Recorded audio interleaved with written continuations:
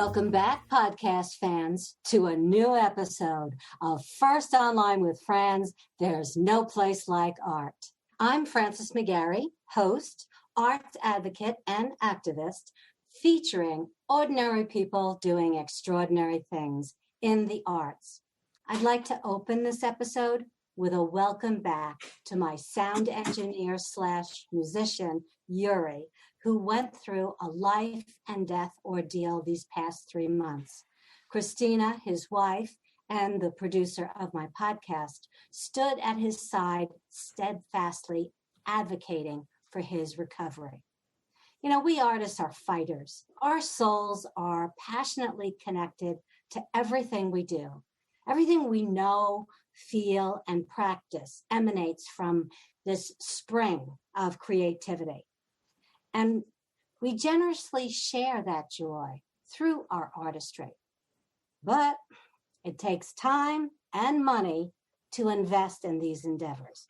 Towards that goal, City Artist Corps grants support New York City-based working artists who have been disproportionately impacted by COVID-19. Funding is offered to help sustain their practice and engage the public across New York City's 5 boroughs. Today's guest, singer Jenny Lynn Stewart, was awarded a $5,000 grant to do just that. Woo-hoo! She devised an upbeat musical program, The New York Spirit, targeted for 55-plus senior audiences.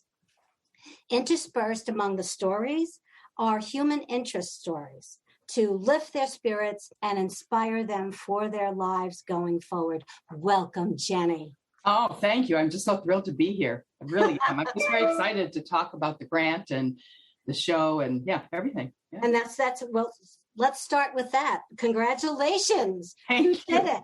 You got the grant. You got the award. So now what? What do you do? Well, according to the grant, the requirements, you have to have a performance by October 31st. There will be approximately 3,000 people who are going to receive this grant. And everybody, whether you're a visual artist, magician, singer, pianist, comedian, all have to have their performances live. The plan is live. I mean, maybe some will have to be on live stream by October 31st, because New York wants to tell the world we are coming back. New York is not dead. And the artists were all particularly hit hard by the pandemic. And I think that was one of the reasons why they instituted this grant program. So I had reached out. I had performed in the past at the Library for Performing Arts at Lincoln Center. And I reached out to them, and they said if I could get my program together by September 18th, I could do it there. So I'm just thrilled beyond measure about this. Yeah. That must feel really good. What was it like for you, as a singer during the pandemic? Well, I was very lucky in that I still had my church job. So I'm a soloist for a church on the East Side. And right before the shutdown, it was this frantic endeavor to record 5 services.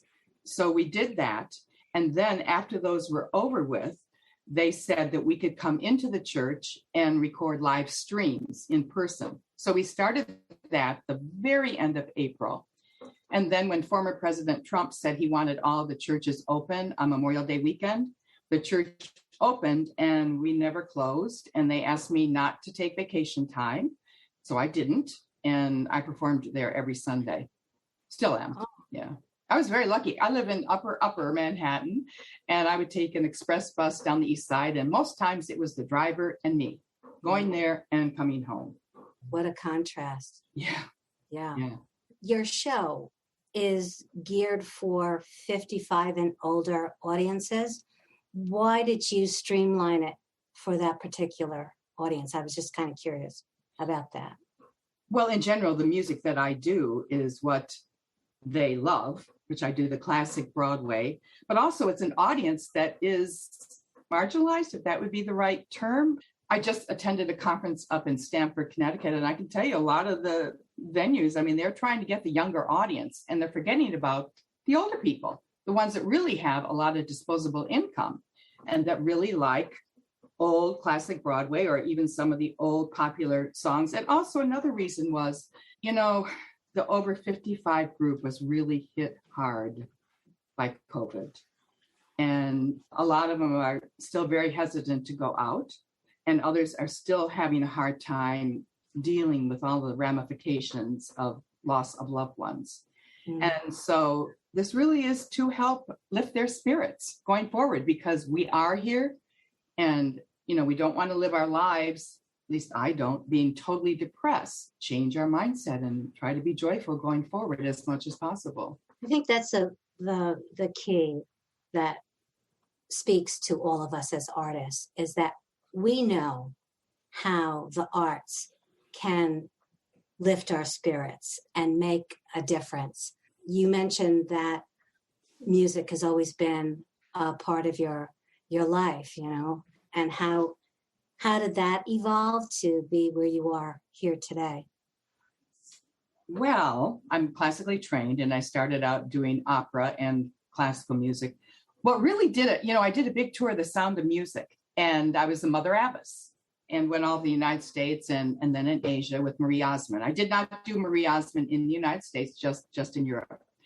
And one of the gals in the cast actually said to me, you really appear to really like Richard Rodgers. Why don't you do a CD of Richard Rodgers songs? I did not do that, but that's what got me thinking about there's an audience for that. There's an audience for the old songs. And so I did back in 2004, I made a program, my only so far cabaret show in that genre per se of Richard Rodgers tunes. And I got an excellent reaction to it. And that's when I started then doing, senior venue or venues around the country in Arizona and Florida, where there is a big group of basically retired people, but not all. What kind of reactions did you get? Oh, they love it. They love it. A lot of people say, where have you been? Here. There. Are you born and raised New Yorker? No, I'm from Michigan. Yeah, I was born and raised in Michigan. I sang for 3 years down in Texas with the Fort Worth Opera and also at Caruso's Restaurant, which was in Dallas. And I was a singing waitress. And sang arias plus the classical Broadway. And then it came to a point where my advisor said, you really need to go to New York. And there was a gal who used to sing at Caruso's in Dallas, and she lived up here. She was singing in the chorus at New York City Opera. Her roommate was getting married. She needed a roommate, and it was just the perfect time for me to move to New York. Wow. How long have you been in New York? I'm embarrassed to tell you in one hand, but honestly, 30 years. That's great. Yeah. That's great. Bravo. Bravo. What is it that you love about singing? How did you decide to go and pursue that as opposed to musical theater? Well, it makes me feel happy. I feel happy when I sing, and people who hear me sing tell me they feel happy, that I make their hearts happy. Yeah, it's the most joyful thing that I can do, I feel, for me and for others. Do you have like a favorite song that just brings ultra happiness to your soul? Well, yes, of course. Climb Every Mountain, because I've sung that all over the world. Wow. And Oscar Hammerstein said, and I'm totally going to paraphrase this, that was his philosophy in life, to keep seeking what makes you happy and what you are meant to do. And when you find that, you stay with that and pursue it for the rest of your life. There's the key. Yeah. Following your heart. Have you managed to make your job pay for your bills? And has it always been like one job to the next job? Were there struggles involved? Oh, no. I've had support jobs, but I worked at law firms, started out kind of on the night staff, and then it worked. So I would work like 3 nights a week or 3 days a week, and they would all give me flexibility. I don't know how much that exists today at law firms, but it did for me. And at this one law firm I started, there were 5 opera singers there. Oh. And so, yes. And it would totally work out that somebody got a tour or went off to do a show somewhere. And there was enough of us then to cover them and what the law firm needed to get their documents done. Yeah. Good for you. Yeah. Good for you. And Yeah. going back to my original point, actors, artists, we are very resourceful. Oh, yeah. We persist.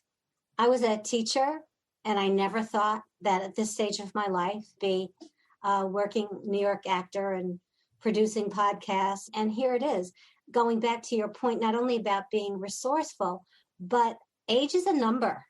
Yes. You know, you can continue to reinvent yourself, right? Yes. Is that, and people who we surround ourselves with get that about us. Yes. And celebrate that. Do you have a person in your life who played a role in your pursuit of your art? Well, I definitely had mentors, when I was in college, and encouraged me. They're the ones that encouraged me to come to New York. I also had gone to Europe. I studied in Europe. I always loved musical theater. It was just a thing as a little girl. I first heard The King and I, and I'm from Detroit, went down, there was called Grinnell Music Store. And I got the easy piano arrangements of all the songs in The King and I went and I played them all, and I just loved them. And later, when I was in high school, I got to usher at the Fisher Theater in Detroit, which was at one point where shows would come before they, went to Broadway. So I was just enamored by the whole theater scene and Broadway. But my voice was really kind of geared toward the legit sound. So that's why I ended up pursuing opera, and now kind of made the transition to musical theater where I can use my classically trained voice. I'm not a belter. And I tried it. It's like, oh, that sounds awful. So I'm just going to stick with, what I do. Yeah. So at this stage of your life, how does it feel? Oh, it feels great. I made sort of a pact with God a few years ago. I was in an accident and I thought, boy, if I survive this, I promise you, God, I will use my voice as long as I have it and share it with people. And I did. And here I am. Yeah. Was there ever a time where you lost your voice or something happened? And no, I'm very lucky. No, just the usual cold that people get. Yeah. Something like that. No, I never lost my voice. I never had vocal problems. Knock on wood. Yeah. Let's go back to the show for the grant. Can you, I'm interested in learning more, like how do you frame it? How long is it? How did you do this? Well, first of all, it is not completed yet. In fact, I wanted to bring that up. If people have some inspirational stories that they would like to share with me, please send them to me. You can go to my website, manhattandiva.com, and there's a place to reach me via email. Or I also have a Gmail account, JennyLynnStewart@Gmail. So what I'm doing is I have some stories. And so when I hear their stories, and then I'm putting songs that kind of relate to it after that story. There's a certain venue in New York City. He shared his story with me. And so he decided to kind of start anew. So I'm going to sing I'll Begin Again, which is from Scrooge. Leslie Bricusse, I believe, is the composer off the top of my head. And then I'm going to go into High Hopes, that famous song that Frank Sinatra used to sing. So that's how I'm planning on doing it. And then we are going to end with New York, New York. That's going to be a sing-along that hopefully everybody will be joyful at that point and sing along. What kind of stories, when you said human interest stories, what kind of stories? Is it just about the pandemic or survival? What kind of? Well, in this instance, because of the current situation, yes, basically about survival, how people have gotten through and moving forward during this time. But in general, no. I hope to use this whole show at some point, perhaps for sales meetings that come to New York at the different hotels to lift the salesperson's experience. Also, the more I was thinking about this, I could really do it any state. For any state. It could be the Connecticut spirit. It could be the New Jersey spirit, the Pennsylvania spirit, and have specific songs that have been written about their states, as well as great stories about people. And what I'll do is I'll put those links and email addresses on the blog when the podcast airs to support what you're doing. Great. That's one of the things that really impacted me over the course of the pandemic was the solitary time I found was an opportunity for me to reflect and really take a look at not only who I was and what I was doing, but to also think about how I could constructively use this opportunity, which I didn't have any control over, and use it to grow. And I realized that I now had an opportunity to write a book about my experience with the Young Playwrights Festival, Stephen Sondheim's Young Playwrights Inc. And that has like opened up all new experiences for me that I probably would have tabled, because you got auditions, you got to take classes, you got to go into the city, you got to do that. And it's been really wonderful. And this podcast, I mean, it's just like the people that I've met are just amazing. And the things that they did, the theme of this year's show is on the pandemic and how the arts can help to heal. How did you use this downtime? Well, first of all, I want to go back to the show for 1 second. The New York Spirit, I had this idea years ago. My original idea was to do this and have success stories, as I mentioned, like for hotels, for sales, conventions, and all that. So I never did it. Just, there it is on the back burner. Then when this grant opportunity came up, I thought, well, this is it. Because everybody wants to be heard. They want to tell people what they've gone through during this pandemic. And I thought, this is it. This is the perfect time. And so when the grant came up, I applied for it and, I received it. What did I do during the pandemic? Well, first of all, I did not know how to do self-taping. I was like, oh my gosh. So yeah, I learned how to do that. I still haven't mastered recording myself singing for auditions, but I know how to do the other, just if it's just verbal. Yeah, see, that's another thing, is like all auditions are self-tape auditions. Right. And like you said, it's a double-edged sword. You have the opportunity to get your best take and send that, but then you have to look at it and find your best take. I know. It's like, oh, I should have looked there and done that there. And then finally there comes a time when it's like, okay, this is me. This is how I'm going to do it. I'm just going to send it in. And the more you do it, the better I got at it. And I felt really the self-tape for me has allowed me to not have to worry about memorizing all the lines, because you could just put it up on a teleprompter or cue card, whatever, and really look and analyze what the scene is about, and telling that story right in a scene. How have you progressed? Like, did you find that when you first started doing this, like, oh my God, how am I going to do this? Yeah, I was so awful. And Ted Brunetti I still take the class. He has a self-taping class. It was pretty hilarious. Yeah, it was really awful. He says, you've come a long way. I mean, I'm still not perfect, but Is that a SAG? No, Ted Brunetti is an actor. He was in Bronx Tale. I think he's been on a lot of television programs. Yeah, he has the emphasis on television. I'm really a stage person, but. That's another point, that you're bringing up, is that my primary love is being on stage and doing live theater. Right. And it's like, okay, that's not going to happen. I did the reading series. I did a number of reading series, online, but it's just not the same without the audience.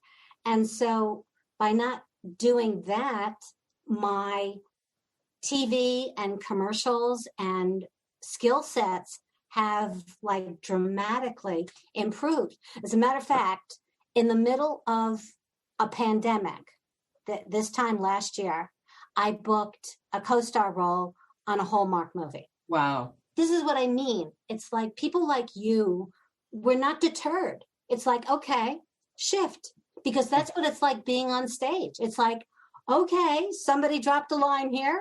We're just going to keep, we're just going to keep going. And the audience doesn't know. And it's the same kind of thing. So how did you find that, when you were going through that class and experimenting with the use of a camera?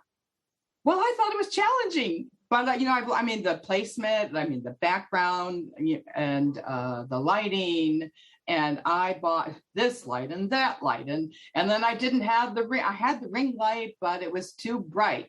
And then originally I still have it. They have salmon color cover. Yeah. I put on that. Well, that made me completely look yellow. That didn't really work out.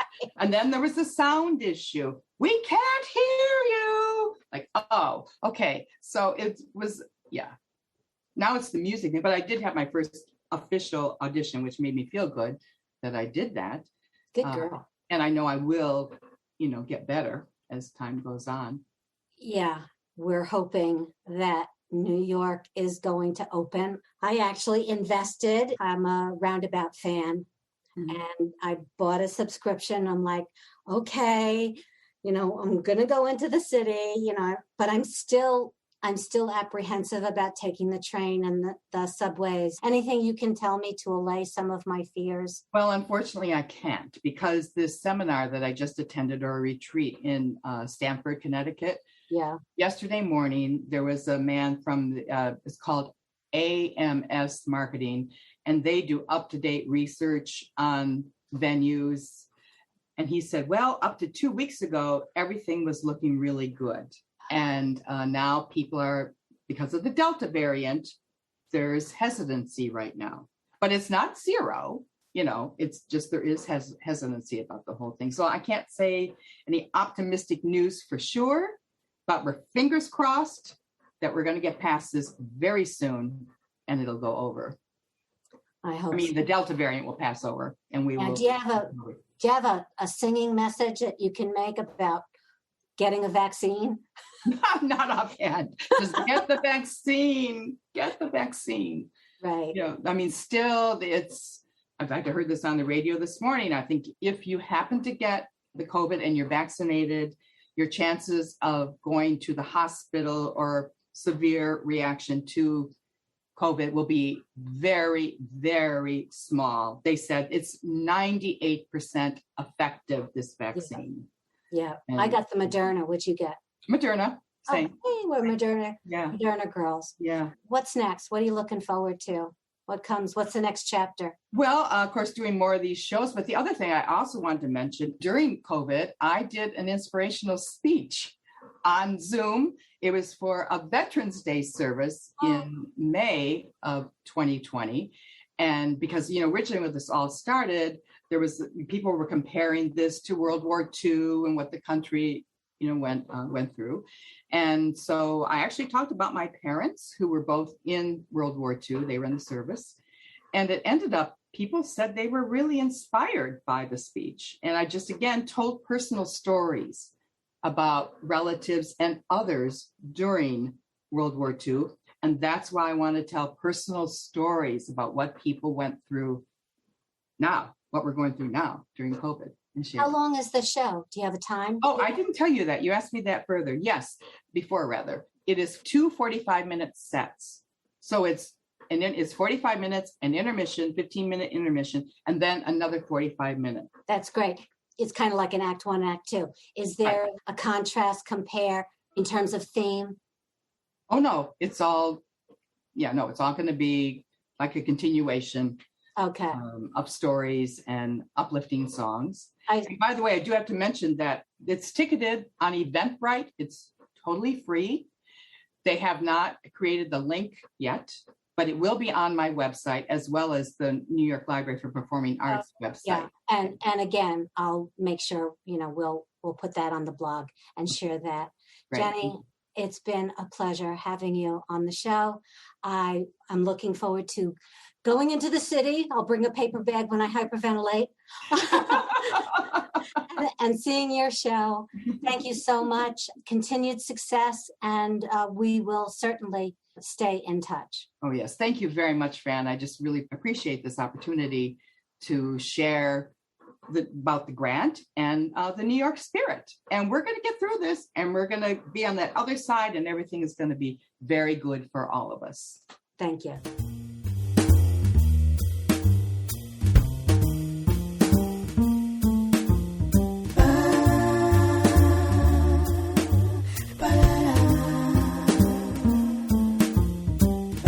Find out more about what Fran is up to. Go to her website at firstonlinewithfran.com. This program was produced by March Hare Media and recorded at Wheatsheaf Studio Productions.